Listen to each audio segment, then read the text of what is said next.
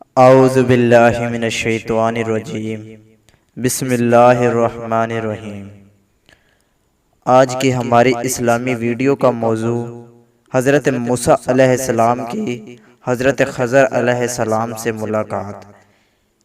ایک دفعہ آپ اپنے خادم کے ساتھ سفر کر رہے تھے کہ چلتے چلتے ایسی جگہ پہنچ گئے جہاں دو سمندر ملتے تھے۔ وہاں ان کے خادم مچھلی بھول گیا اور دونوں آگے بڑھے چلے گئے۔ کچھ دور جا کر انہوں نے اپنے خادم سے کہا، میں تھک گیا ہوں، کھانا لاؤ۔ اس نے کہا، جب چٹان پر ہم سفر کر رہے تھے تو اس مچھلی نے دریا کا راستہ لیا تھا۔ اصل میں حضرت موسیٰ علیہ السلام کو اسی جگہ کی تلاش تھی، اس لیے پھر اسی جگہ پر واپس چلے آئے۔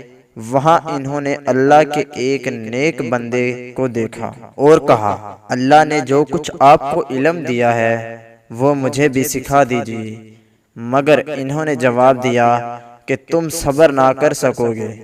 آخر جب انہوں نے زیادہ اصرار کیا تو کہا کہ تم میرے ساتھ رہنا چاہتے ہو تو شرط یہ ہے کہ جب تک میں خود تم سے نہ کہوں مجھ سے کوئی بات نہ کرنا اور نہ ہی پوچھنا۔ حضرت موسیٰ علیہ السلام نے یہ شرط منظور کر لی اور دونوں سفر پر روانہ ہو گئے۔ دونوں ایک کشتی پر سوار ہو گئے تو اس اللہ کے بندے نے کشتی کو توڑ ڈالا۔ حضرت موسیٰ علیہ السلام اس پر ناراض ہوئے اور کہا، تم نے خواہ مخواہ کشتی کو توڑ ڈالا، اس میں سوار لوگ ڈوب جائیں گے۔ انہوں نے شرط یاد دلائی تو آپ نے کہا، میں بھول گیا تھا، اب ایسا نہیں ہوگا۔ آگے بڑھے تو خشکی پر ایک لڑکا ملا جسے انہوں نے قتل کر ڈالا۔ اس پر موسیٰ علیہ السلام بگڑ گئے اور کہا، بغیر کسی قصور کے ان کو مار ڈالا، آپ نے بہت برا کیا۔ اس پر انہوں نے کہا، میں نے کہا تھا کہ آپ میرے ساتھ نہ چل سکیں گے۔ پھر دونوں میں قول و قرار ہوا۔ چلتے چلتے ایک گاؤں میں پہنچ گئے جہاں کے لوگوں نے ان کو اپنا مہمان بنانے سے انکار کر دیا، مگر ان دونوں نے دیکھا کہ ایک دیوار گرنے والی ہے، اس کو انہوں نے درست کر دیا۔ حضرت موسیٰ علیہ السلام پھر صبر نہ کر سکے اور کہا کہ اگر آپ چاہتے تو ان سے کام پر مزدوری مانگ لیتے۔ اللہ کے بندے نے ان سے کہا کہ اب ہم دونوں ایک دوسرے کے ساتھ نہیں رہ سکتے، مگر جدا ہونے سے پہلے قصوں کا مطلب سن لیجئے۔ کشتی چند غریب آدمیوں کی تھی جو اسے کرایہ پر چلاتے تھے۔ دریا کے اس طرف کا بادشاہ زبردستی کشتیاں چھین لیا کرتا تھا۔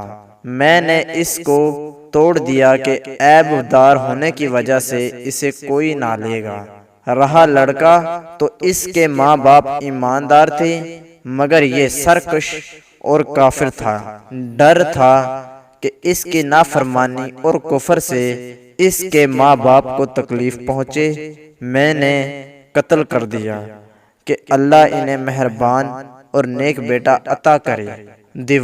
دیوار شہر کے دو یتیم بچوں کی تھی جس کے نیچے ان کی دولت دفن تھی۔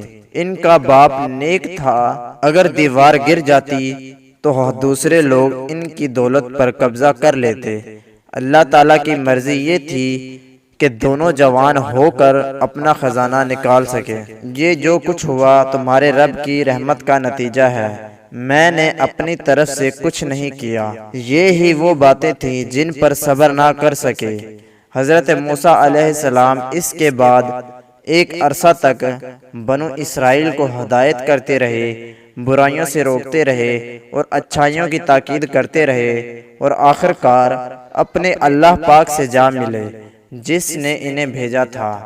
جو قوم اللہ کی نافرمانی کرتی ہے تو ان کو تھوڑا تھوڑا عذاب دے کر خبردار کیا جاتا ہے، وہ اگر پھر بھی نافرمانی کرتی رہتی ہے تو اس کو کچھ عرصہ کے لیے بالکل ڈھیل دے دی جاتی ہے تاکہ وہ بالکل غفلت میں پڑ جائے۔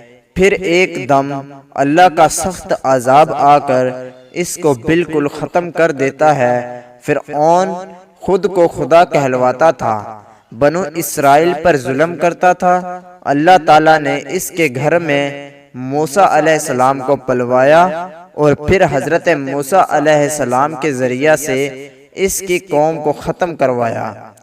دوسرا سبق ہم کو یہ ملتا ہے کہ جو قوم بہت عرصہ تک کسی کی غلام رہتی ہے، اس کی رگ رگ میں غلامی بس جاتی ہے، غیرت بہادری ختم ہو جاتی ہے اور اس کا جی چاہتا ہے کہ بار بار وہی غلامی کی باتیں کرے جس طرح بنو اسرائیل نے آزاد ہونے کے بعد کی۔